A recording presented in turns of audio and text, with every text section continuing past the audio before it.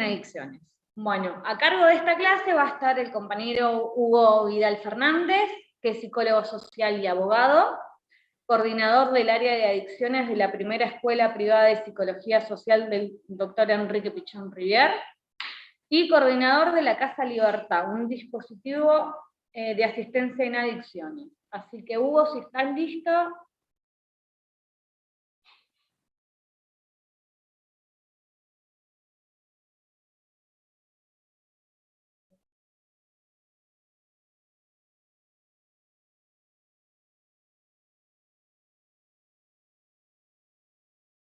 Bien, un minuto y ya arrancamos.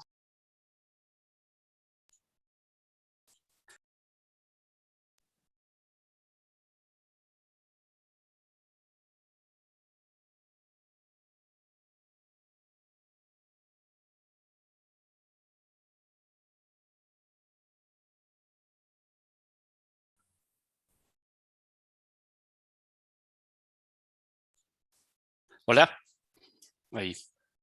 ¿Se escucha? Hola, hola. Sí, Hugo, se escucha perfecto. Ah, perfecto. Bueno, buenos días a todos, a todas, a todes.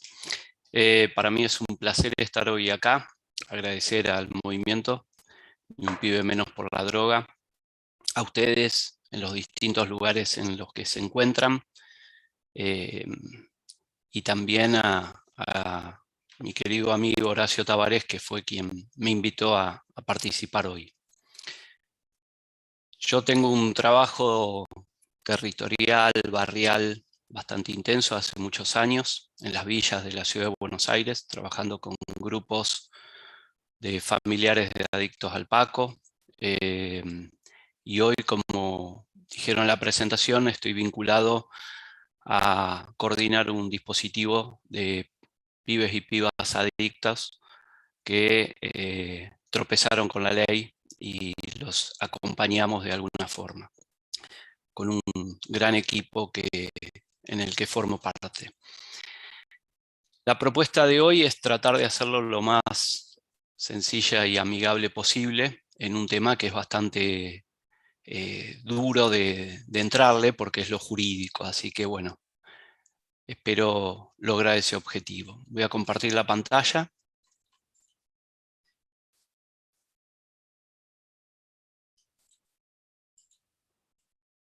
¿Se ve bien? Sí, perfecto. Bueno, ok.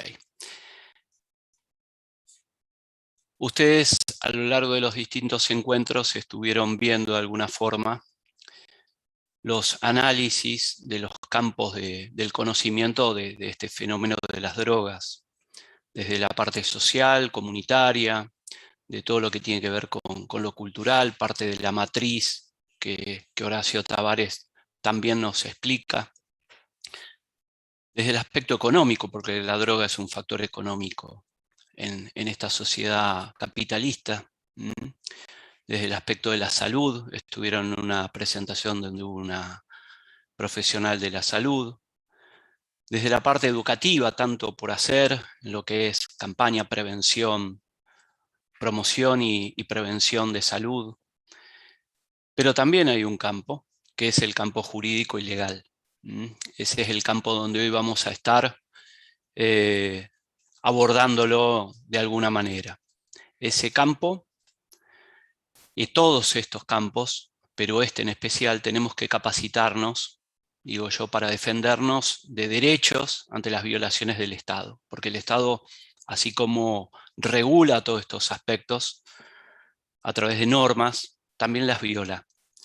Y nosotros, desde el campo popular, tenemos que estar atentos a cómo está construida toda esta arquitectura para defender los derechos de las mayorías a las cuales estamos abocados.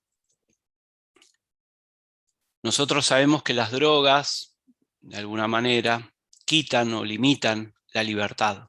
No es libre quien consume.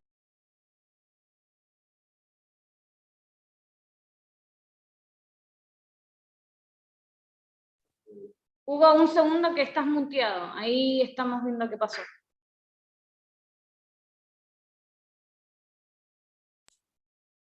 Ahí.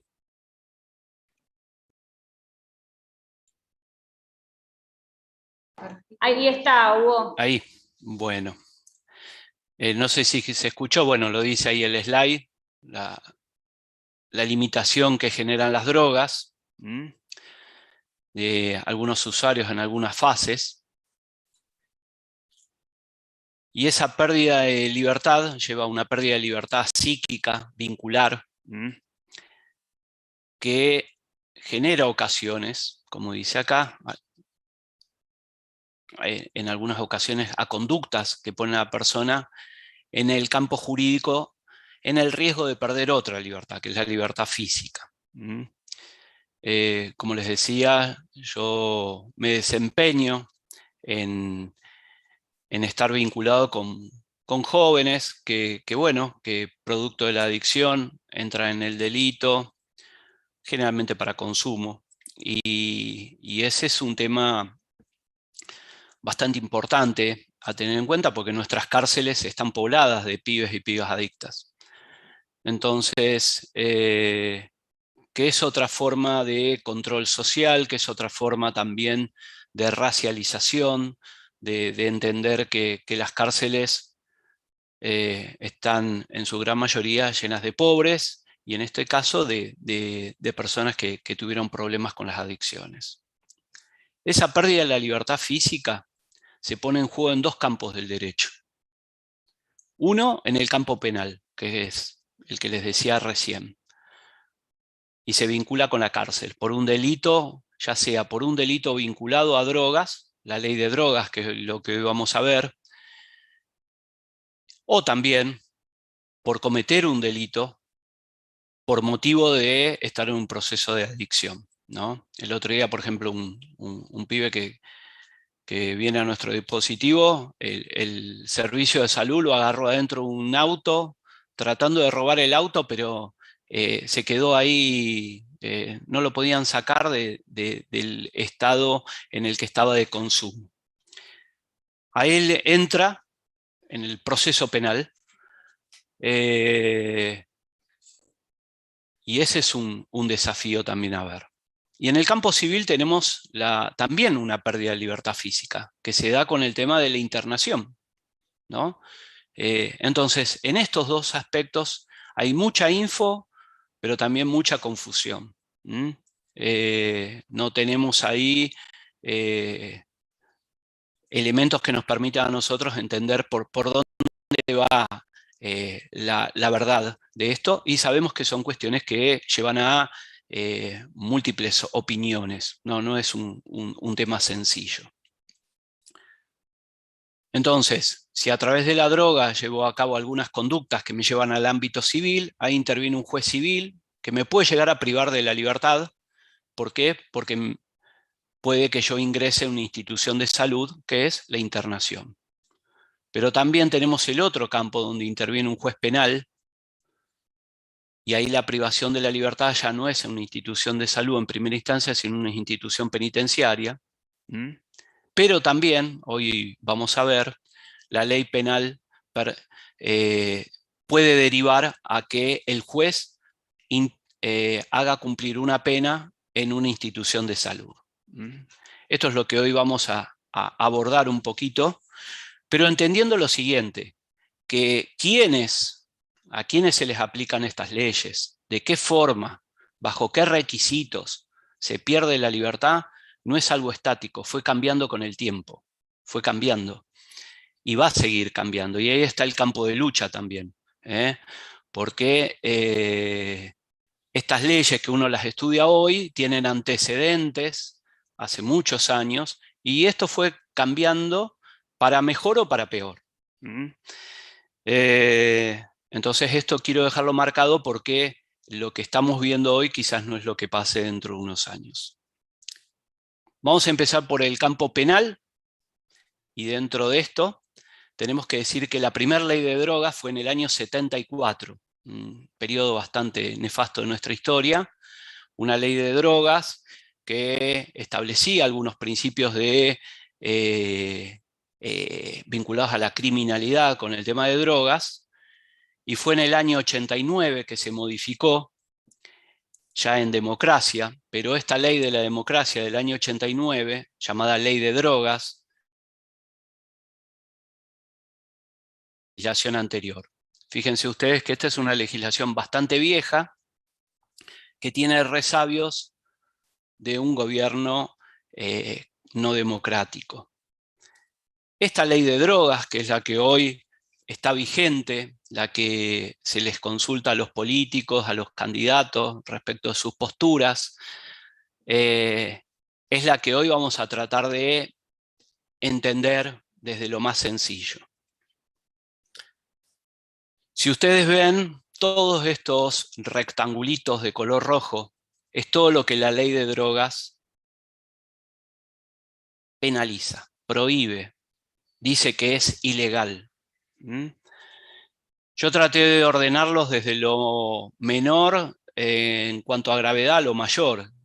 La tenencia para el consumo, tenencia simple, tenencia para venta, vender, transportar, producir, contrabando y lo más importante, que es la organización y financiamiento de todo el aparato criminal vinculado a drogas.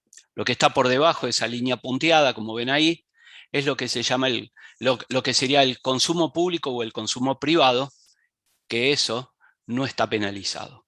¿Estamos hasta ahí? Este es, en definitiva, la ley de drogas mucho más amplia, pero nos vamos a centrar en estos aspectos de acá. ¿Qué es lo que pasó en el año 2009? Hubo un fallo de la Corte que se denomina el fallo Arriola. Ese fallo Arriola está vinculado con tenencia para consumo. Ese fallo, principalmente lo que planteó la Corte Suprema, dijo que si bien la tenencia, vamos a ponerlo en palabras sencillas, tener unos cigarrillos de marihuana para la ley de drogas es delito, es decir, está penalizado, el fallo lo que dijo es que lo declaraba inconstitucional. ¿Por qué? Porque el Estado no debía criminalizar la tenencia de marihuana para uso personal. Porque entiende que se contrapone al sistema de libertades individuales de los habitantes, porque el consumidor no tiene que ver con el imputado, ahí decía que tenencia para consumo estaba vinculado con un consumidor, y que este es una víctima de la droga y no un delincuente. Este fallo Arriola, como todo lo jurídico, venía de un fallo anterior que opinaba otra cosa, de uno anterior que opinaba similar a este. Hay una serie de fallos donde la Corte va en un sentido o en otro. Entonces, dentro de algo que está prohibido, la Corte dice, este punto está permitido. Ahora bien, ¿qué pasa a mi vecino? Que lo detiene la policía, que lo detienen las fuerzas de seguridad, porque tiene marihuana, porque dice que es tenencia para consumo. Se le abre una causa. Pero ¿cómo? ¿No hay un fallo de la Corte que dice que eso no debería, es inconstitucional? Sí, pero el fallo de la Corte sirve solamente para ese caso, que en ese año 2009 lo planteó, y como antecedente. Pero la ley no se cambió. Una de las cosas que dice el fallo, le dice a los legisladores, señores legisladores, cambien la ley. Y como vemos, la ley es la misma desde el año 89. Entonces, esto genera mucha confusión, porque la juventud no vamos a sectorizarlo en una franja etaria, cree que tener 2 porros en el pantalón, si lo agarra la policía, no está prohibido y no es así. Ahora vamos a ver estas implicancias. Porque, ¿qué es lo que está en juego acá? Acá lo que está en juego, lo que muchos candidatos ahora los estamos escuchando, es que estos 3 niveles de acá, hay propuestas de que se despenalice. Despenalizar es que deje de ser penalizado por una ley. Hay más de 10, 11 proyectos que están vinculados con estos tres aspectos que están acá, estos tres niveles, que es tenencia para consumo, que sería ahí la gran mayoría de los proyectos coinciden que hay que despenalizarlo, en consonancia con lo que decía el fallo de la Corte. Algunos avanzan y dicen tenencia simple, también, y algunos dicen incluso tenencia para comercialización. Seguramente ustedes dirán cuál es la diferencia entre tenencia para consumo, tenencia simple y tenencia para comercialización. Son artículos de la ley donde queda una zona bastante gris, porque queda en muchos casos a criterio del juez qué es tenencia para consumo, 2 porros, 3 porros, 4 porros. ¿Cuánto cantidad de porro u otra sustancia? Porque no habla de marihuana solamente. Ya uno entiende que es tenencia simple. El tema no es menor, porque la pena a cada uno de estos circulitos o rectangulitos que tengo ahí va variando. No es lo mismo la pena, ahora lo vamos a ver, que le da el código, la ley de drogas a tenencia para consumo que a tenencia para comercialización. Así que esto que está ahí entre líneas punteadas es lo que está en discusión. Pero una cosa es despenalizar, es decir, quitar la pena a algo que está penalizado, y otra es legalizar. Hasta los políticos, ayer veía notas en un medio de difusión, confunden despenalizar con legalizar. Legalizar sería que todos estos cuadraditos queden en blanco como el consumo privado. Entonces, la legalización es permitir que toda la cadena de aquí, de estos aspectos, quede en forma legal. Entonces hay diferencias si se legaliza solamente una sustancia, la marihuana, si se legalizan otras sustancias.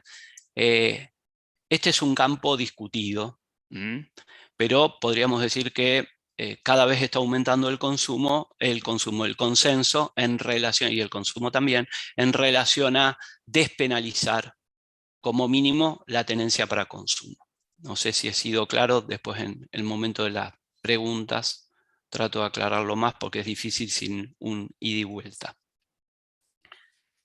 Yo tomé un caso de una jurisdicción. Podría haber puesto Santa Fe, la provincia de Buenos Aires. Tomé la ciudad de Buenos Aires. El año 2019, por ley de drogas, 25.000 causas. De esas 25.000 causas, el 75% de las causas que es que va un joven, un adulto, caminando por la calle, lo agarra la prefectura, la gendarmería, la policía federal, le dice vení acá, ve que tiene 2 porros, tiene un sobrecito de cocaína, lo que sea, y le hace una causa, es decir, lo lleva a una comisaría, se habla al fiscal y empieza todo un procedimiento que no es muy grato, ¿no?, con nuestras queridas fuerzas de seguridad, que lleva a que termine en un proceso. Es decir, con esto quiero decir, si hay 18.750 personas que en el año 2019 por tenencia para consumo le hicieron una causa, vuelvo a decir, ¿dónde está el fallo de la Corte que plantea que esto no está penalizado? Ahí es donde se ve esto que yo decía, que el fallo de la Corte es como un faro que marca que hay que ir en ese sentido, pero todavía la ley sigue vigente. El 18% fue tenencia para comercialización, el 7% tenencia simple. De todas estas 25.000 causas es recursos del Estado, fiscales, policías, patrulleros, comisarías, todo puesto al servicio de esto que está acá. De esas 25.000 causas, fíjense ustedes que no hay ninguna vinculada con organización o financiamiento, ninguna vinculada con contrabando. Es decir, todos estos recursos del Estado, costosos que pagamos nosotros, van hacia los escalones más débiles de toda esta cadena. Eso es sabido, pero bueno, lo ponemos acá en relación a números. De esas 25.000 causas se hicieron 396 condenas, es decir, el 3%. De ese 3%, 316 fueron para tenencia simple y 60 para tenencia para comercialización.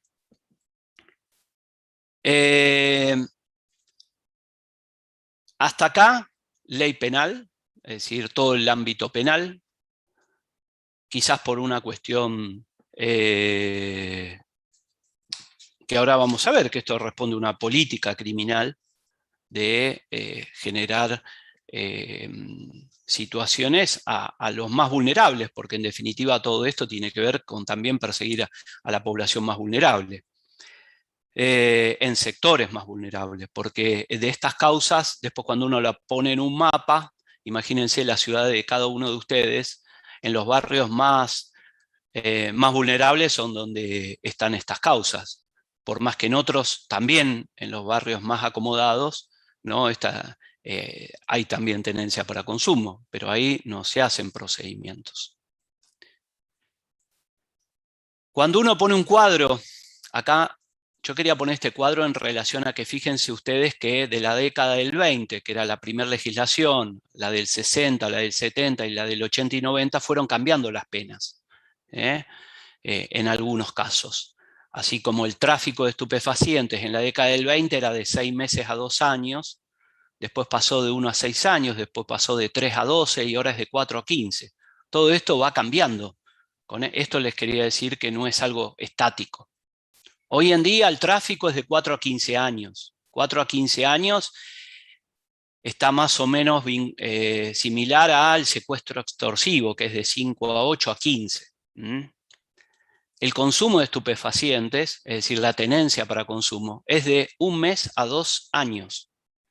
La tenencia de estupefacientes es de 1 a 6 años. Es decir, no es que tener 2 porros en el bolsillo no está penalizado. Está penalizado con una pena que va de 1 mes a 2 años. Que la gran mayoría queda archivada, puede ser. Pero, ¿qué es lo que pasa también? Ahí hay el juez puede poner, en el caso de tenencia para estupefacientes, y ahí es donde decíamos que se va de lo penitenciario al ámbito de la salud, una medida curativa. Esto es lo que establece esa ley del año 89. Es decir, el juez te ve que tenés tenencia de estupefacientes, que es un poco más que tenencia para consumo, y te dice, bueno, ok, vos sos adicto, sí, tu abogado defensor dice que sos adicto, que lo tenías no para vender, sino por tu adicción, y te dice, bueno, entonces no te voy a mandar preso, te mando a una comunidad, y el juez te encierra en una comunidad. Te encierra porque después vamos a ver esta cuestión del encierro puesto por un juez. En el caso de tenencia para consumo, el juez puede decir, no te meto 1 año, 1 mes, 1 año, 2 años, sino que también te puedo mandar a una clínica de rehabilitación, porque veo que vos sos adicto, por ejemplo. O una medida educativa, ¿no? Que es otra de las cuestiones que tiene la ley. Todo esto que está acá nunca se aplica. No se aplica. Lo que sí se aplica, y que esto lo dice la ley, es que dice que si hay éxito en la recuperación y reinserción, fíjense ustedes lo que dice acá, después de 3 años, el juez puede, no leo por acá, lo voy a leer en mi apunte, podrá sacar los antecedentes. Y acá es un tema importante, porque una de las cuestiones de la política criminal, como es, por ejemplo, la criminalización de la protesta, es que muchas veces uno no ve militantes presos, militantes sociales presos, pero lo que sí ve es un montón de militantes sociales con causas abiertas, que eso es otra forma de control que tiene nuestro Estado. Entonces, una causa por drogas, quizás un joven no va detenido, pero tiene una causa. Y esa causa queda como un antecedente. Después de ese pibe, lo vuelven a agarrar otra vez, pibe, piba, adulto. lo vuelven a agarrar otra vez, y la justicia busca en los antecedentes y tiene una causa por tenencia para consumo de estupefacientes. Entonces, estos no son temas menores, esto que uno parece que está naturalizado, socialmente aceptado, el tema del consumo, sigue una espada muy grande ahí, que es la ley de drogas. Entonces, de este slide vemos cómo a nivel de tiempo van cambiando estas cuestiones, cómo las distintas tipologías de delito van cambiando también en relación a penas. Cuando nosotros hablamos de todos estos aspectos que involucran las drogas, lo social, lo cultural, lo económico, cuando hablamos de políticas públicas, es muy claro ver cuál es la política pública en lo social, o en lo cultural, o en lo económico.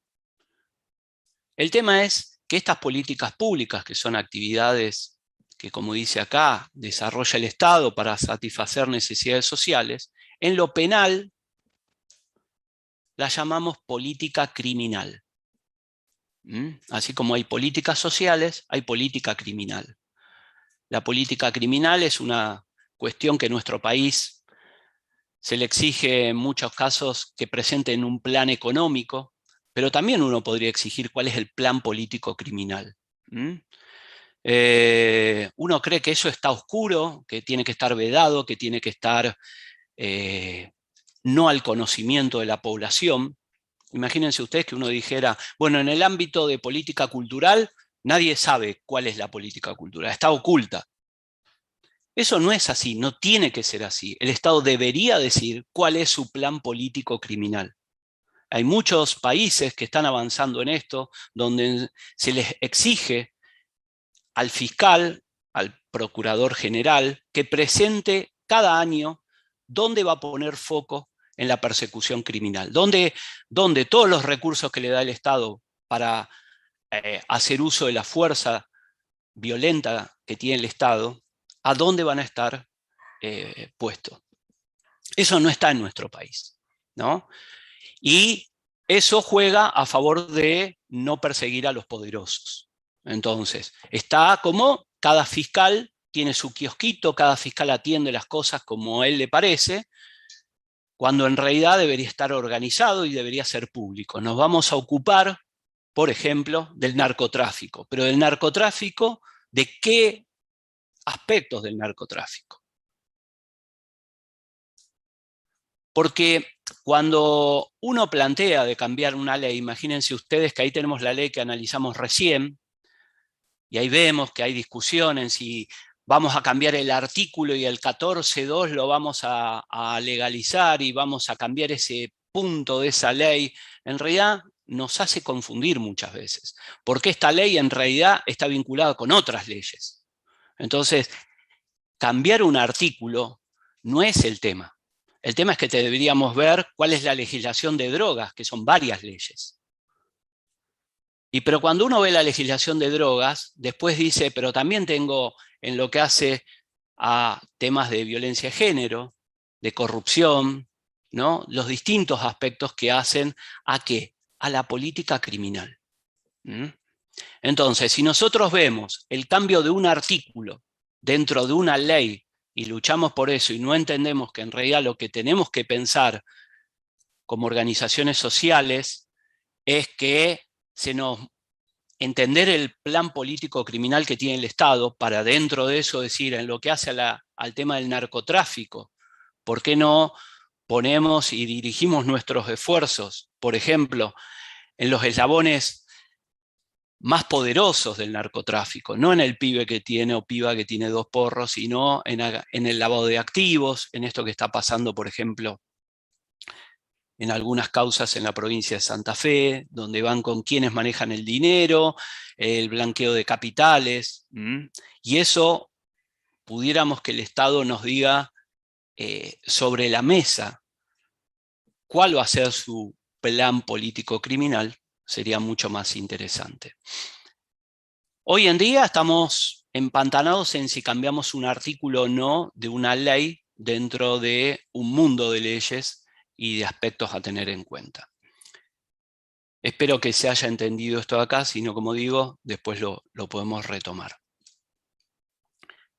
¿Qué es una política criminal?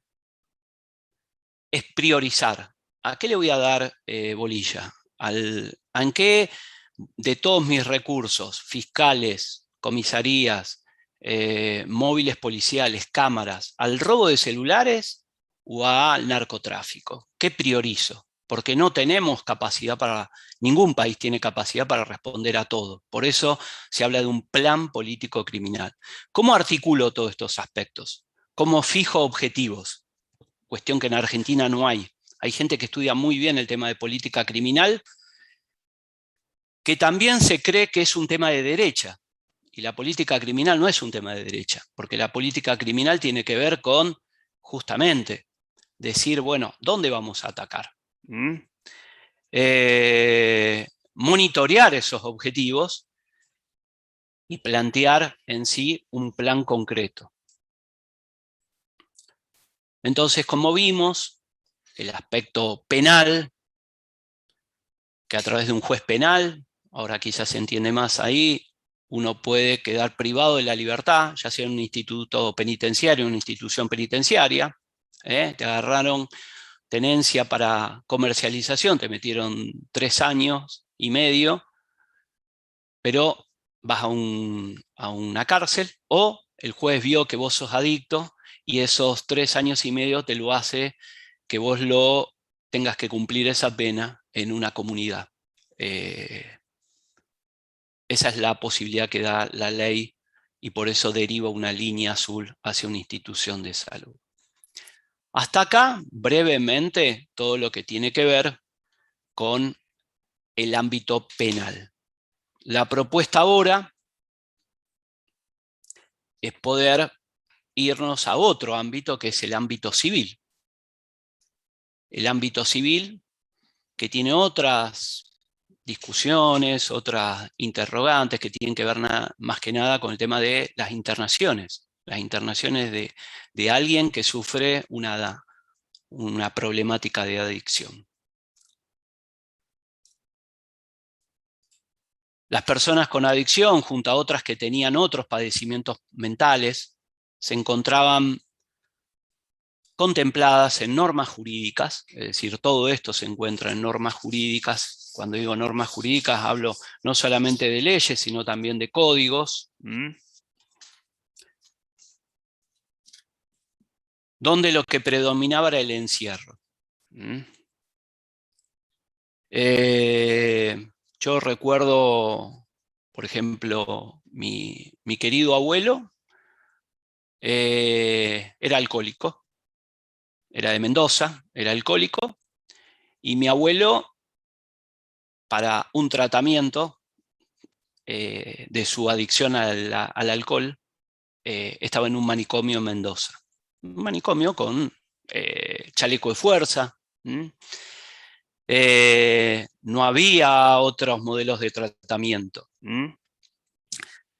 El encierro era el eje hasta que, y ahí volvemos a una cuestión para que vayan teniendo un contexto histórico, en el año 2010 aparece la Ley de Salud Mental, la 26657.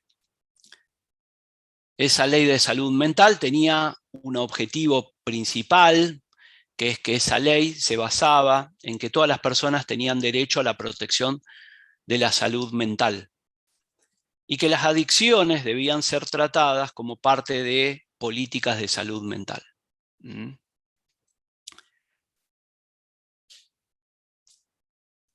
Esta ley planteó un objetivo macro, que era la desmanicomialización.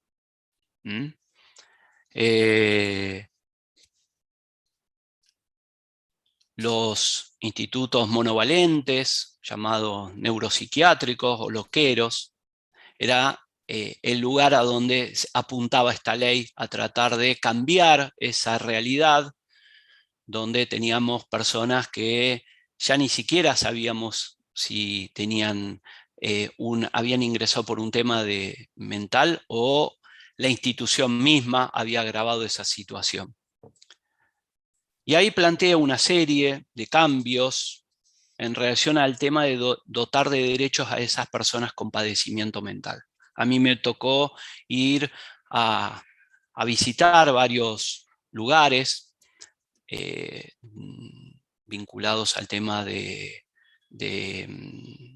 salud mental, y hay personas que hacía 30 años que estaban ahí, institucionalizadas, sin ningún vínculo en el afuera.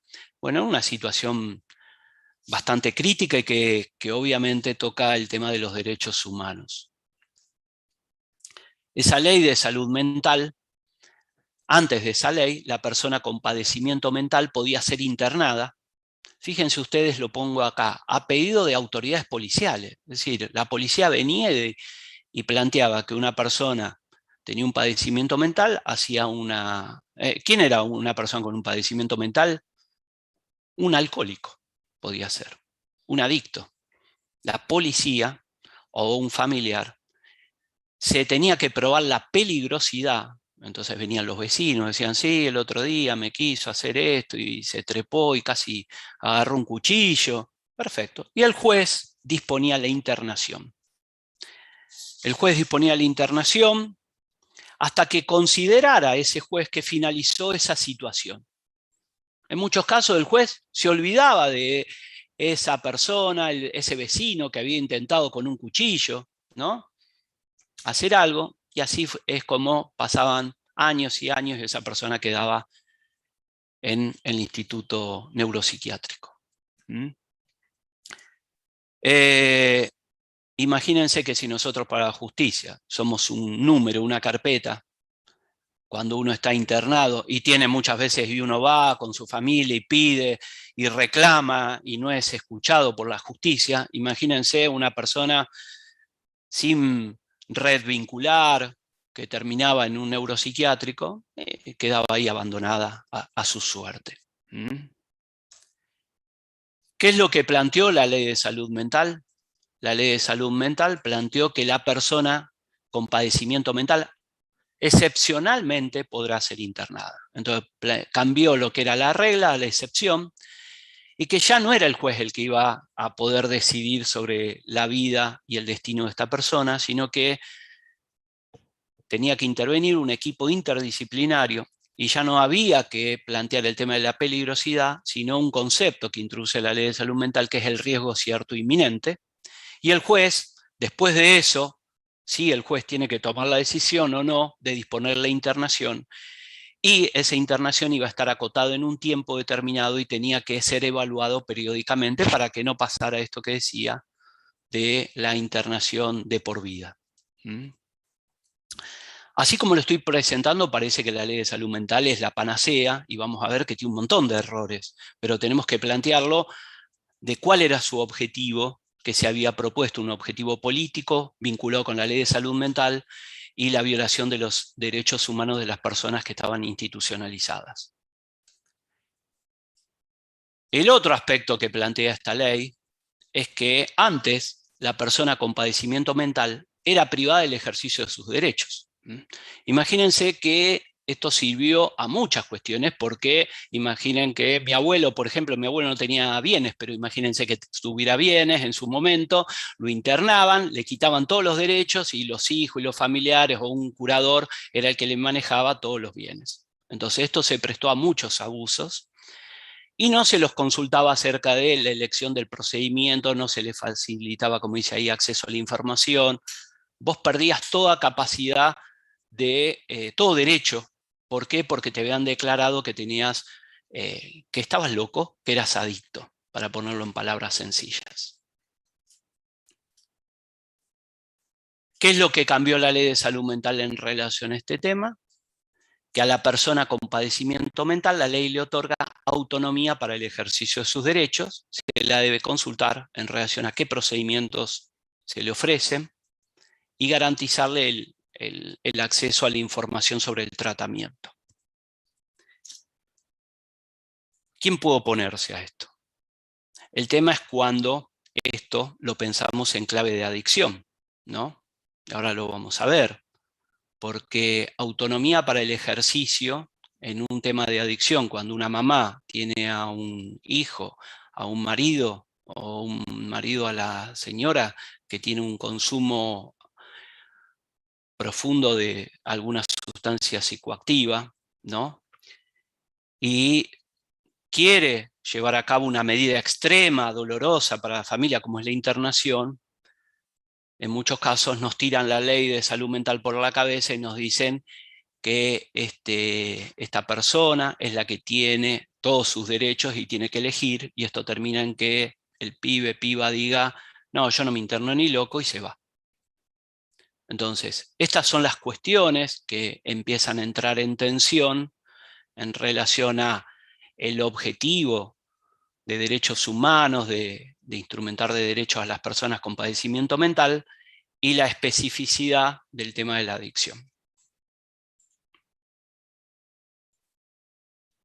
Otro de los aspectos, y con esto vamos terminando, es que la persona con padecimiento mental era considerada peligrosa. Y este es un tema que venía de la raigambre de estas leyes que son violatorias de los derechos de las personas más vulnerables en muchos casos, porque el término de peligroso nosotros sabemos, aquellos que son luchadores populares, lo complejo que es para todo lo que sirve este término de peligroso, y en manos del Estado es muy peligroso que nos puedan etiquetar con la palabra peligroso. Porque en definitiva, en todo lo que hablamos en la ley penal o en relación a estos aspectos del Estado, es en una tensión entre aquellos que quieren hacer uso del poder punitivo del Estado y cómo del otro lado ponemos vallas para que ese poder no avance más allá de una realidad concreta que termine vulnerando derechos para beneficio de otros. Esa condición legitimaba situaciones de encierro y aislamiento en la comunidad. Vos eras peligroso. Tenías pelo largo, fumabas marihuana, eras peligroso. Entonces, todos esos aspectos se fueron cambiando, y ahora la ley de salud mental considera a esa persona y dice que es vulnerable, un sujeto vulnerable, se lo debe proteger y atender de acuerdo a las características de su padecimiento. Esta ley de salud mental, a 10 años, esto fue hace 10 años estos datos, pero ahora estamos ya, creo, de 12 años. A 10 años seguían 12.000 personas internadas en institutos monovalentes, es decir, en neuropsiquiátricos, en 162 establecimientos públicos y privados, 8 años promedio de residencia, pero era 12 años promedio en establecimientos públicos, es decir, hay gente que hace promedio 12 años, vuelvo a decir, hay gente que está en los establecimientos neuropsiquiátricos hace 20, 22 años, 25 años. Y cuando uno dice, ¿qué es esto de riesgo cierto e inminente? Que daría para otra charla. Solamente 7.700 personas no tenían riesgo cierto e inminente, pero siguen al día de hoy internadas en estos lugares. Como dije antes, el tema acá es la desmanicomialización frente a la adicción. Porque una vez que uno plantea todas las virtudes de esta ley de salud mental, que parece que uno la pone como en forma idealizada, a mí me toca todos los días luchar contra el sistema de salud cuando tenemos a alguien que requiere una internación y esa persona, cuando la llevamos a un hospital de salud mental, dice, no, acá tiene que intervenir un equipo multidisciplinario. Ese equipo multidisciplinario en muchos casos lo que hace es estabilizar a la persona y dice, esta persona ya no presenta un riesgo cierto inminente, ya está estabilizada, vuelva a su casa.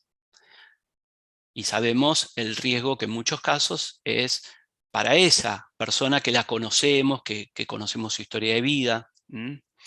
Entonces, en algunos casos la ley de salud mental tiene unos principios, unos objetivos muy loables, pero después esto se lleva de los pelos con la realidad concreta cuando tengo que resolver una situación y empiezo a ver que no hay equipos interdisciplinarios constituidos, no hay profesionales que tengan esta mirada respecto de estas problemáticas. Hay un sistema de salud expulsivo que lo que hace es te estabiliza a la persona y te la devuelve a tu casa. Hay jueces temerosos, porque ahora el juez dice, ni loco te firmo una internación, porque después se me vienen todos en contra y me dicen que yo estoy encerrando a los adictos. Entonces, como decía un dicho, queríamos tirar el agua sucia del bebé y tiramos al bebé también, es decir, tiramos todo. Por querer la desmanicomialización, ahora nos fuimos para el otro lado. Entonces, todos estos aspectos que hacen a lo jurídico, a lo normativo, que estamos viendo hoy no son los que estaban antes y esperamos no sean los que estén en el futuro. Para eso hay que conocer bien este tema, porque si no, decimos lo que no corresponde y decimos que la ley de salud mental prohíbe la internación. No, no la prohíbe, pero te pone tantas vallas que es como casi, o por lo menos no todos pueden ir y hacer un recurso de amparo ante un juez civil para lograr una internación. Yo como profesional del derecho quiero entender esta estructura jurídica, pero lo que más quiero entender es cómo le soluciono el problema o acompaño a solucionar el problema a esa familia que tiene este problema de un integrante con adicción. Entonces, ahí es donde cruje todo el sistema normativo. Las políticas públicas, como dijimos, tienen que ver en salud, en este caso, en salud mental y en penal, en política criminal. Y como vemos, así como dijimos antes, no hay política de salud mental, no hay presupuesto, no hay profesionales preparados para este tema, como tampoco hay política criminal. No es un tema de leyes, no es solamente las leyes, es tratar de alejarnos un poquito de la ley y entender qué política vamos a aplicar en relación a esto y hacia dónde vamos a apuntar el barco, porque si no nos quedamos enmarañados en artículos, incisos, números de leyes y no pasa por ahí el tema. Sin embargo, entendemos nosotros, porque siempre hay que ser optimista y lo somos, que la participación, como dice Horacio Tavares en su último libro, ¿no? La participación, el protagonismo y la solidaridad es el camino. La participación en todo sentido, por eso el movimiento de Ni un pibe menos por la droga es un ejemplo en este sentido. Y este curso de capacitación, estas charlas, sirven para que podamos nutrirnos de herramientas que permitan cambiar estructuras jurídicas que parecen muy difíciles de cambiar, pero si lo hacemos en forma organizada, desde ya que se puede lograr. Hay que hacerlo en lenguaje sencillo. El lenguaje jurídico, a propósito, está pensado con un lenguaje encriptado que no lo entiende nadie. El lenguaje profesional, cuando uno va ya sea a una comisaría y lo agarra un abogado desde el lado penal, o cuando lo agarra un médico desde el lado de la internación con un hijo que está en una crisis por una adicción y se le habla en difícil, y he ido yo mismo a un hospital de salud mental de la Ciudad de Buenos Aires y me han dicho, con vos no quiero hablar con la persona que tiene la adicción, y este pibe que tiene una adicción y encima un cuadro de desestabilización muy grande, que venía conmigo en el auto diciéndome más o menos que venía un elefante azul al lado de él porque estaba re descompensado, y uno llega a ese hospital y una médica lo ve a este joven y le dice, vos sabés que tenés derechos, que la ley de salud mental te da derechos, y este joven no sabía ni dónde estaba parado. Y seguramente esta médica no es que sea mala, sino que no entiende esta realidad de lo que las drogas generan en las personas. Entonces, yo creo que mi objetivo era un poquito plantear, no sé si lo he logrado, hacer un recorrido muy abuelo de pájaro sobre el campo penal, sobre el campo civil, el campo penal, donde está ahí todo el tema de la despenalización, la legalización, qué es lo que hacemos, un campo muy, muy, digamos que se abre a debate, porque uno dice, ¿qué hacemos? La salida es la legalización, es la despenalización, pero si yo despenalizo, no estoy dando un mensaje de que está todo permitido, pero a su vez, si no lo hago, es decir, es un ámbito de debate. Y por otro lado tenemos el aspecto civil, la internación, donde decimos, bueno, que sea sencillo internar a alguien, pero ojo, porque le estamos dando poder a jueces, como era antes, incluso a la policía para que me interne. Entonces, es otro campo de debate. Dentro de eso es el desafío de entenderlo desde la perspectiva de las masas, desde la perspectiva popular, que creo que siempre tiene en claro cuál es el horizonte. Agradecerles a ustedes esta posibilidad, espero haber sido claro, desde ya que eliminé muchos conceptos, temas, para no hacerlo difícil y que quizás, yo siempre digo, hay veces que en una charla tener 2 o 3 ideas claras es ganancia. Si tenemos muchos temas y no terminamos de cerrar todo, genera más confusión que cuando uno empezó. Así que bueno, espero haber cumplido ese objetivo. A disposición, muchas gracias nuevamente. Buenísimo, Hugo, muchas gracias. La verdad que es súper interesante. Hubieron algunas preguntas, ahí vamos a empezar a leer algunas preguntitas que salieron que me parece que están interesantes. Por ejemplo, Ingrid de Rafaela pregunta cómo se aplica la ley de drogas y de salud mental, pero en relación específicamente a las personas que son menores de edad. Bien, sí. Tiene un tratamiento específico en menores de edad. Es decir, hay toda una cuestión que tiene que ver con la protección de los derechos de niños, niñas y adolescentes, donde en ese caso intervienen el Estado de una forma determinada, digo para no hacerlo muy complejo, es decir, pero tiene una tutela mayor, obviamente en el caso de no menores, sino niños, niñas y adolescentes, que también trajo un montón de problemas. Hay un fallo, si quieren después lo envío, que es sobre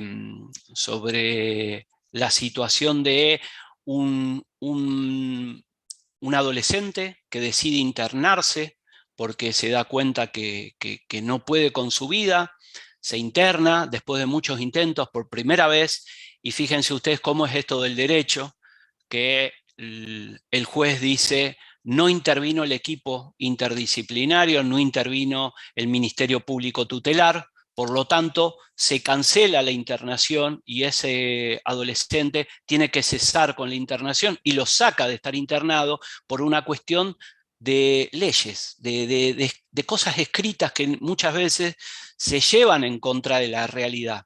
Y hay un pensamiento jurídico que muchas veces privilegia, ¿no?, los papeles, las cosas por sobre las personas. Es decir, no logra anclar en lo concreto de cada caso. Para responder a la pregunta, en función a eso, sí hay toda una tutela del Ministerio Público que interviene en relación a ese tema. Después, si quieren, mando alguna información específica de niños, niñas y adolescentes. Dale, Hugo, estaría buenísimo, porque es algo que se pregunta un montón y una complejidad que aparece siempre en los distintos lugares en los que estamos, en concreto como es el trabajo en esa edad, así que es bienvenido el material, buenísimo. Bien. Otra pregunta que se hacen, que hicieron, es en relación si se despenaliza, eso haría como más difícil la lucha contra las adicciones. Es un campo de debate. es una sábana corta, porque por un lado nosotros entendemos que hay, lo habrán visto en los encuentros, hay dos ejes que son la tolerancia social, hay mucha tolerancia social respecto del consumo, y también se bajó el nivel de alerta del consumo, y cuando esas dos cuestiones se dan, genera una cuestión explosiva, porque ya mi tía cree que ya la droga no hace tanto daño, por poner un ejemplo, y a su vez ya no le alarma que un primo venga totalmente escabiado, para no poner eso marihuana, de una fiesta. Entonces, tolerancia social cada vez es mayor y cada vez el umbral de riesgo lo vamos bajando. En relación a eso, no podemos dejar de advertir que la ley es indicador de un parámetro. Ahí está en debate. Lo que pasa es que, si bien podría ser entendido como un mensaje habilitador para el consumo, por otro lado, tenemos el poder represivo del Estado que nos está metiendo con un inciso de una ley a un montón de jóvenes con portación de rostro, les hacen una causa, y así no les hagan una causa, les hacen pasar un mal momento, los cagan a palo, los detienen. Entonces, ¿dónde está el punto? Hay una cuestión que es que en muchos casos la política criminal, en definitiva, tiene toda una cuestión que es que estos conflictos, esto daría para otra charla, todos los conflictos, es decir, los conflictos que tenemos en la vida cotidiana, hay una serie de instancias previas que una sociedad debería hacerse cargo de resolverlos, desde organizaciones sociales, religiosas, después las mediaciones, después hay otro tipo de intervención de la justicia que debería funcionar. Evidentemente todo esto se fue agrietando y la última instancia, la última, que no debería recurrirse salvo en los casos más conflictivos, es la justicia penal. ¿Qué es lo que pasa en nuestras sociedades en Latinoamérica? Como todo eso está resquebrajado, tiramos en la justicia penal como la posibilidad de que nos devuelva la solución.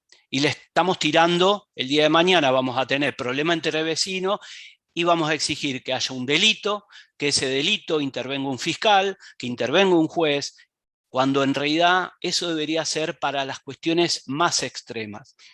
Entonces, ¿falla la justicia penal? Sí, pero en realidad lo que está fallando son todos los niveles anteriores de contención de los conflictos. Entonces, el tema del consumo de sustancias psicoactivas no debería tener por qué estar en la mano de, vuelvo a decirlo, cuando digo la justicia penal, es el Estado aplicando la herramienta más violenta, se llama así, herramienta más violenta que tiene el Estado, que es la pérdida de la libertad. Tenemos un Estado que le dimos demasiado de todo esto, y en muchos casos, porque no funcionó lo otro. Y esto llega un momento que se llama inflación penal, así como hay inflación económica, que los juzgados están tan saturados, trabajan mal, desmotivados, corruptos, vamos a meter todo junto, que no terminan solucionando esto tampoco. Buenísimo, Hugo, gracias. Después hay otra pregunta más relacionada en relación a lo del consumo medicinal. Preguntan, ¿cuándo se permite el consumo medicinal para el individuo? No sé si bien. sabes más. Sí, esto en realidad, yo no traté de no meterme ahí para no abrir temas. Yo les digo, me parece, mi opinión, todo el tema del el cannabis medicinal tuvo, también como todo, fue en muchos casos, por algunas organizaciones, quería ser un caballo de Troya para meter el tema del consumo de medicinal y atrás de eso abrir a la legalización de la marihuana. Esta es una mirada. No deja de ser importante el cannabis como aspecto medicinal, y para eso hay una ley específica que reguló todo eso. Entonces, la pregunta creo iba a cuándo hay toda una regulación en relación a en qué instancias, en qué momentos, para qué tipo de patología. Que si quieren también podemos mandar material en relación a eso, pero yo diría, para no meternos en el tema de la ley, lo que está en debate acá es si eso no fue el caballo de Troya, vuelvo a decir, para empezar a avanzar en los otros aspectos que hacen al tema de la legalización de la marihuana y de otras sustancias. Desde ya que Mamá Cultiva, como una organización, en muchos casos está también acompañada por organizaciones que plantean el cannabis como uso recreativo. Entonces uno diría, bueno, son aspectos como que van por andariveles distintos. El tema es que todo esto se construye con consenso social, las políticas públicas. Y cuando uno ve todos los candidatos y hablan de, como dije al inicio, de legalización, despenalización, confunden los términos, todo, lo que se escucha de los candidatos es lo que ellos dicen que quieren que se escuchen a nivel social. Y hoy en día pareciera que está mal visto avanzar, no avanzar sobre el tema de aspectos que hagan a la legalización o a la despenalización. Bien, la última pregunta, más en relación a justamente si es posible modificar la ley,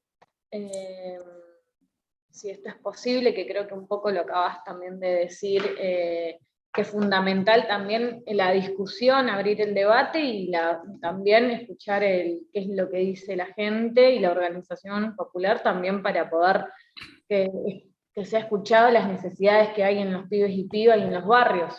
No sé vos. Desde ya, porque así como la gente de Mamá Cultiva, que estaban vinculadas con algún integrante de la familia, niños, en algunos casos que aparecían en los medios con un sufrimiento muy grande, también hay mamás con un sufrimiento muy grande por la adicción de un hijo, una hija. Entonces, me parece que esos aspectos siempre me quedó en la retina una imagen de un fotógrafo tucumano que falleció, que hizo un relevamiento muy interesante de las cárceles en Tucumán y el tema de la adicción, y sacó una mamá parada en no sé si la vieron ustedes, esa foto, parada en una casa completamente desvalijada todo, porque el hijo le había vendido todo lo que tenía, ¿no? Yo digo, así como esa mamá que tiene un hijo, una hija con una epilepsia refractaria y uno empatiza con el sufrimiento, bueno, también tenemos que entender que esto también causa un sufrimiento muy grande. Yo trabajo en una organización que está vinculada con los curas villeros.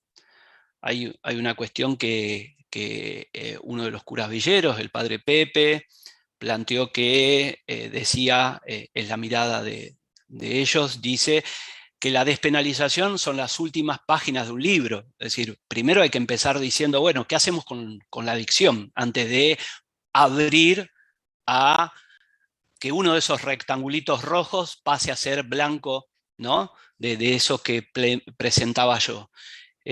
Porque hoy en día en Argentina no hay estadística de cuántos alcohólicos tenemos.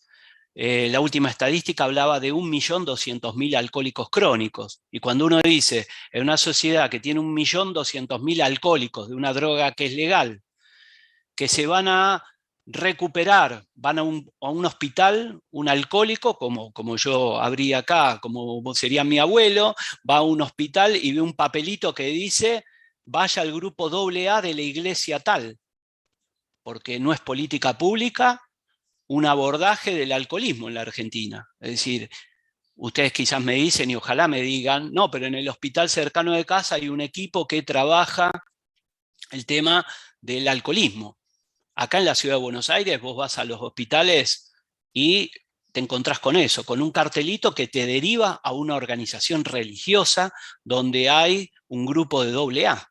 Entonces, tenés esa situación, tenés una situación donde la guardia de emergencia de nuestros hospitales escasos de recursos, de todo tipo, te entra un accidentado de tránsito con policonsumo, porque hoy en día no hay alcohol ni marihuana, hay alcohol, marihuana, con policonsumo, te entra una persona con tuberculosis, porque la tuberculosis explotó en todo el país, te entra una persona dado vuelta por consumo, ¿no? Esa es la realidad de nuestra situación de salud. Y nos vienen a vender que la política pública tiene que enfocarse hacia el control de las pastillas de éxtasis a la entrada de los boliches. Vos decís, en Inglaterra eso puede estar, acá en Argentina tengo la guardia tapada de estos casos. Tengo que la adicción no es tomada como política pública. Entonces, ¿qué es lo que plantean estos curas? Dice, bueno, que esto sirva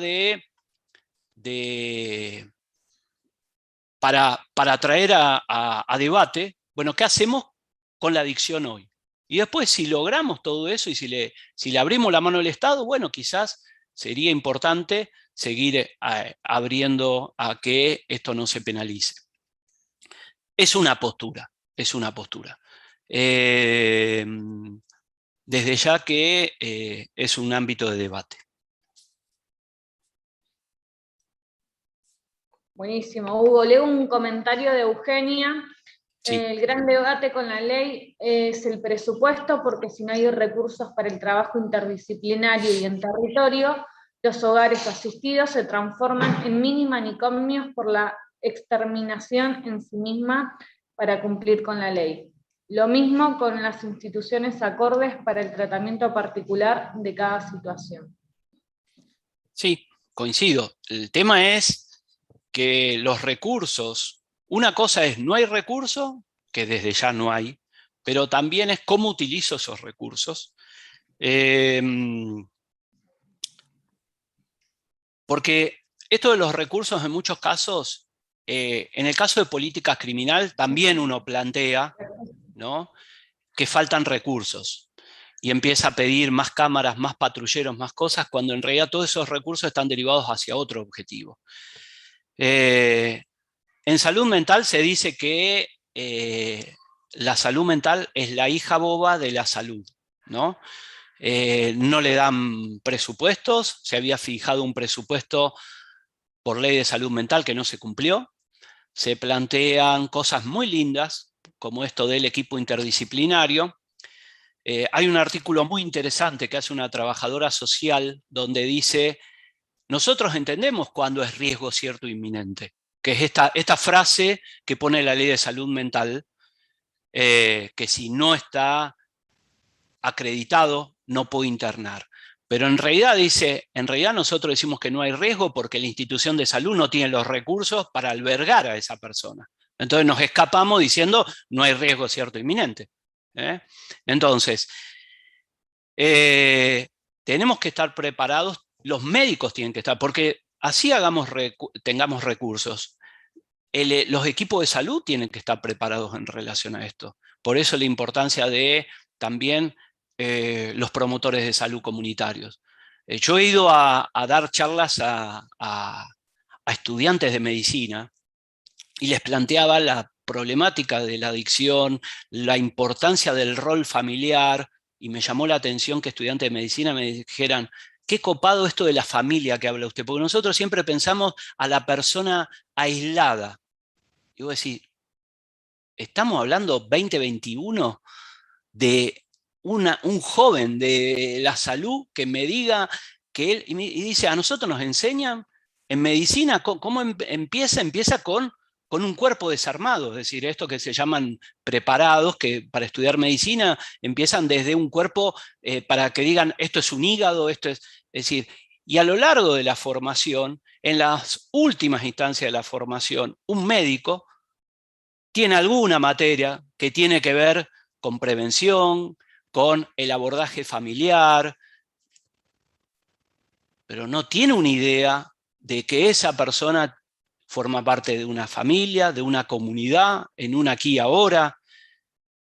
Entonces, el personal de salud, seguramente que hay muchos y muy buenos, no estoy generalizando, como hay muchos y muy buenos, y quiero decirlo ahora, abogados que defienden las causas populares. Ojo con esto también, porque parece que el abogado es el chanta, el corrupto, y puede ser la gran mayoría, pero hay algunos que no, y los médicos, por eso digo, hay muchos y muy involucrados, pero me parece que es muy fuerte esto de la desinformación. Por eso vuelvo a decir e insistir en la posibilidad de que nos brindaron ustedes, nosotros, de volcar un poquito lo que vamos aprendiendo en el día a día, y ustedes del otro lado, que hoy sábado a esta hora están escuchando a un abogado que le viene a hablar de todos estos temas.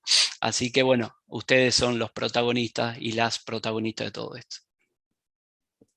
Totalmente. Y aparte una gran convocatoria porque hubieron aproximadamente 100 personas circulando y actualmente Bien. tenemos más de 80, así que nada, Bueno. digo, se quedaron escuchando. Gracias la última a ustedes. pregunta, Sí. y después así vamos haciendo un cierre y escuchamos algunas palabritas de Horacio, si estás por ahí nos escuchás, y de la compañera Victoria. Bueno, la última pregunta la hace Cami Reyes en relación a, dice, tiene dudas sobre el proceso de despenalización, si puede darse sin legalizar el consumo individual. Digo, me parece que ahí más apuntado a la diferencia de despenalizar, de legalizar. Claro. Y dice, por otro lado, una reflexión en relación a como el proceso burocrático en el ámbito de la ley, y qué se puede hacer para generar, para pensar una nueva ley sobre consumo y empezar a pelear políticas públicas en ese ámbito, en el ámbito de la ley. Sí, yo creo que el gran campo es este, de las políticas públicas, de meternos ahí, de ser muy especialistas. Hacen falta muchos técnicos que trabajemos en relación a este tema. Horacio es un gran, invita a esto, a que nos especialicemos cada uno desde su formación. La despenalización, como dije, no es la legalización, porque cuando uno legaliza, sería, el alcohol está legalizado en todos sus aspectos. Desde la bodega que lo fabrica, el que lo fracciona, el depósito que tiene el vino y el tomar alcohol, está todo legalizado. Cuando uno despenaliza es porque va sacando eslabones, pero todo hacia arriba sigue prohibido, porque si uno legaliza todo, entonces cualquiera podría agarrar y en un campo sembrar marihuana y a partir de ahí poderla fraccionar, vender, y lo mismo la cocaína. Entonces, una cuestión es la legalización, que hace más hacia todos los eslabones, y otra es despenalizar algunos de esos niveles, por eso lo puse como en rectangulitos, de la cadena. Después hay miles de propuestas, como digo, de despenalizar. Hay políticos que plantean que, por ejemplo, bueno, la cocaína en poco nivel también, ¿por qué vamos a criminalizar a quien tiene cocaína? Y ahí empieza todo un debate que tiene que ver si es el tipo de droga, si es la cantidad. Ahora, todo eso alejado de la realidad en la que estamos viviendo ahora nosotros, donde tenemos una guerra declarada en los barrios con los narcos, con el consumo, tenemos, por eso digo, una sociedad que está tolerando cada vez más. Es decir, yo les pongo un ejemplo. Ayer hubo partido de Argentina.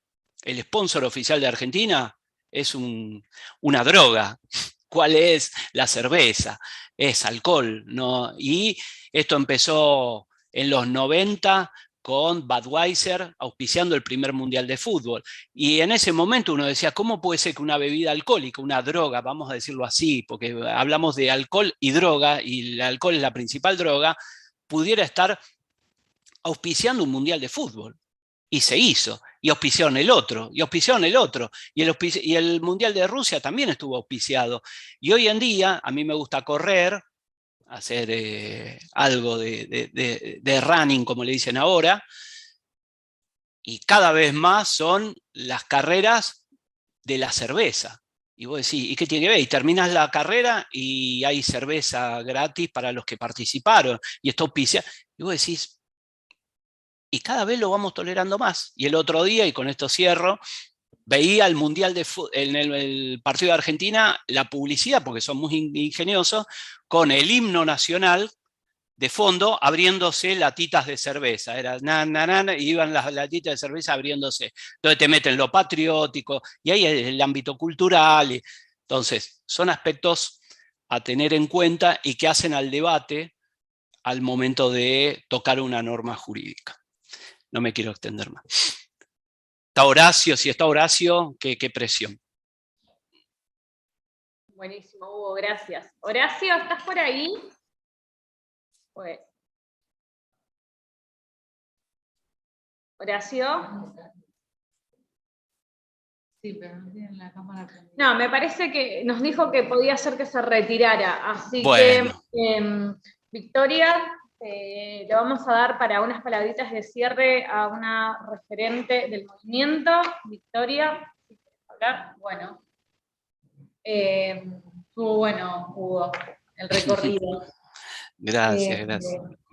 Se lo merece. No, primero agradecerle a Hugo por la participación de hoy, como a todos los que fueron exponiendo en estos 5 encuentros que hemos logrado hacer, con mucha participación de todos los compañeros y compañeras de distintos lugares del país, lo cual, lo que dijimos al principio, era una necesidad poder generar un espacio de encuentro en donde desde distintas disciplinas y profesiones avancemos en el debate profundo que hay en un sector también que tiene que ver con la formación y con los profesionales alrededor del tema de las adicciones en general.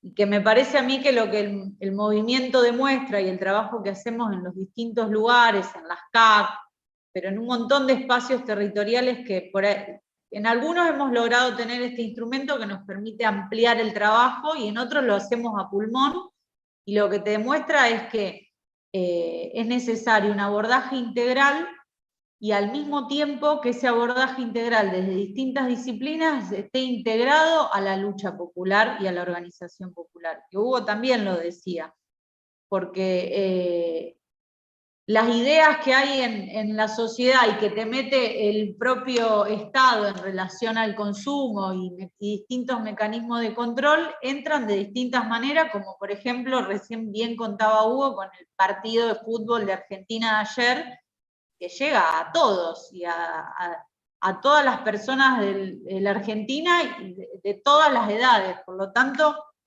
la lucha es profunda y es de distintos lugares. Lo que me parece es eso, ¿viste? Que bueno, que efectivamente es un trabajo de mucho, que lleva mucho trabajo, que hay que ponerle el cuerpo, que implica que generemos estos espacios de formación, de discusión, que debatamos, que conozcamos, que nos informemos, y sobre todo que podamos trabajar de manera conjunta con distintos profesionales y en conjunto con el protagonismo de la gente en cada uno de sus lugares.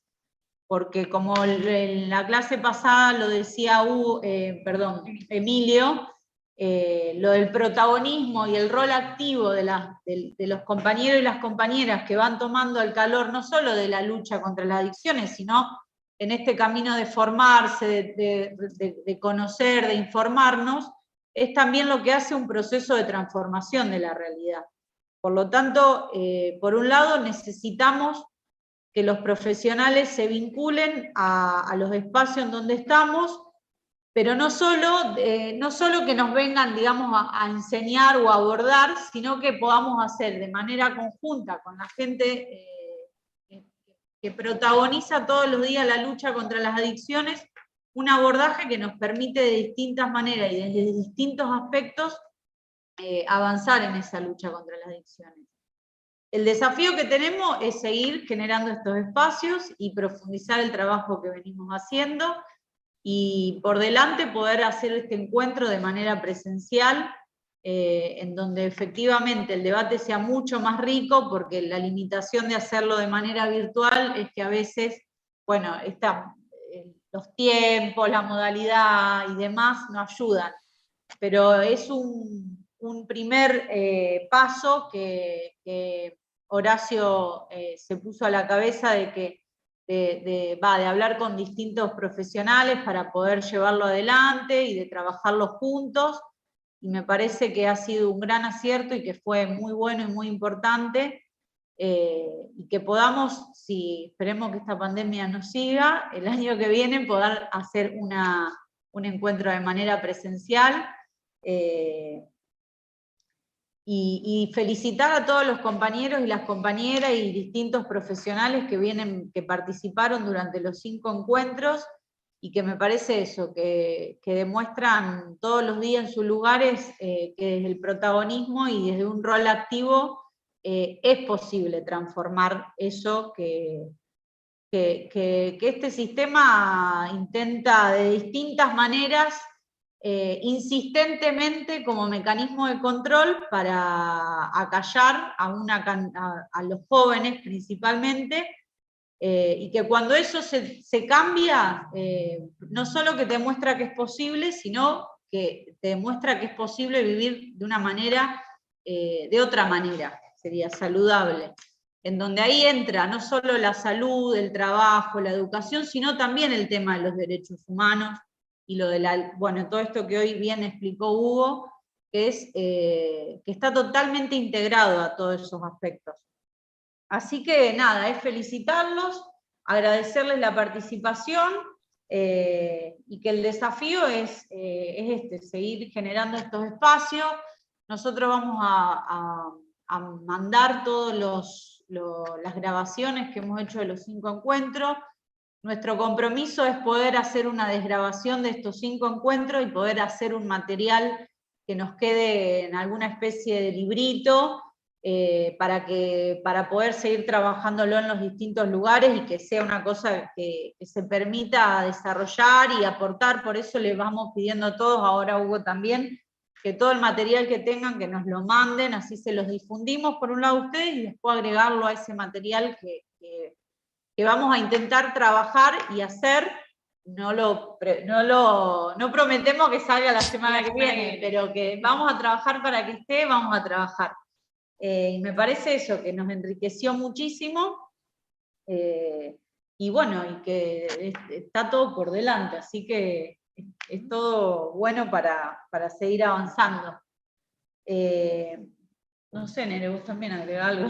No, yo que me parece que la alta participación que tuvo en todos los seminarios, esto incluso parte de una idea que si bien la plasmó Horacio, era una necesidad de cada lugar, que decían, bueno, algo en relación a que mucho de esto no está escrito y que nosotros tenemos que ser los protagonistas en ponerle un poco de letra también a esto, porque lo que estamos haciendo va justamente en contra del auge que está en relación a la reducción de riesgo y daños, al bueno, drogate con la buena, y nosotros venimos a plantear otra cosa, que es que la droga lo que hace es adormecer la juventud y acallar la rebeldía, y que nosotros no nos callamos. Así que, digo, bueno, todo eso es una carga que estamos ahí peleando y dando batalla siempre en los lugares en los que estamos, así que, bueno, felicitar y agradecer por la participación.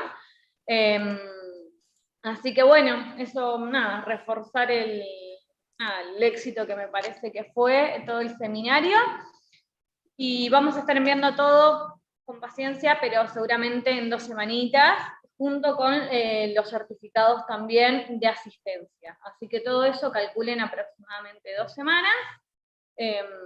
Y lo último, si quieren prender las cámaras, así hacemos una foto grupal.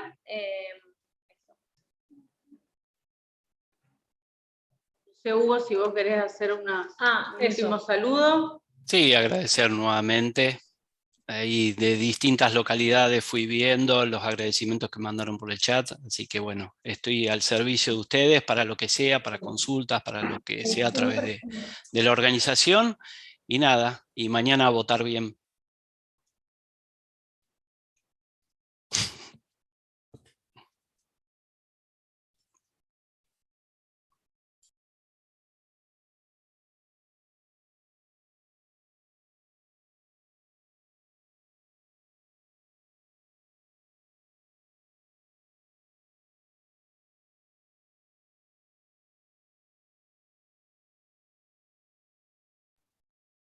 Estamos ahí tomando las imágenes.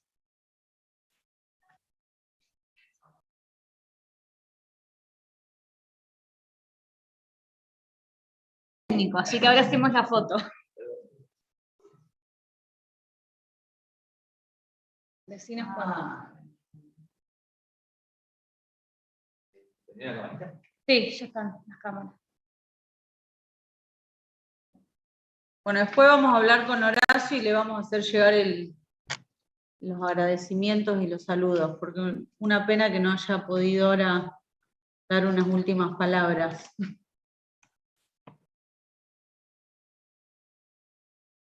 ¿Listo? Y cualquier duda nos escriben al mail donde se inscribieron y se los vamos a estar respondiendo.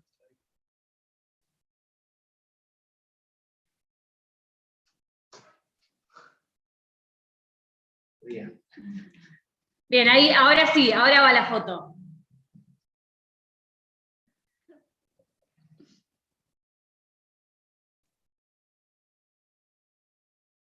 ¿Estamos? Bueno, los saludamos a todos. Gracias. Muchas gracias. Saludos a todos en sus lugares.